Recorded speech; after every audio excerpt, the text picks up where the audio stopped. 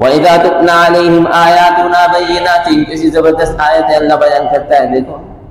اور جب ان پر پڑھی جاتی ہیں ہماری کھلی آیتیں، واضح آیتیں، مَا كَانَ حُجَّتَهُمْ، ان کے پاس کوئی دلیل نہیں ہوتی، کوئی دلیل نہیں کہ جس سے وہ اس کا رد کر سکے،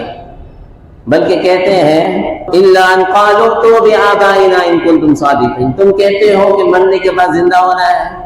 آخرت ہے، کسی زبردست طریقے سے اللہ آخرت سمجھا رہا ہے کہ مرنے کے بعد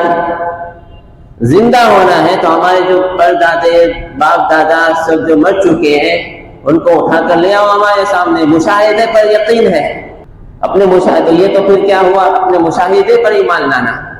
اور ایک ایمان والے کا ایمان کیا ہے، یقین کہ اللہ کی نبی کی بتائے ہوئے خبروں پر ایمان لانا۔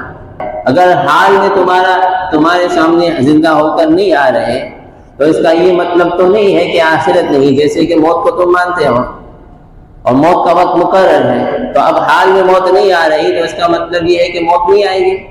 موت کا وقت جیسے مقرر ہے ایسے آخرت کا وقت بھی مقرر ہے، زندہ ہوں گے اور تم دیکھ لو گے۔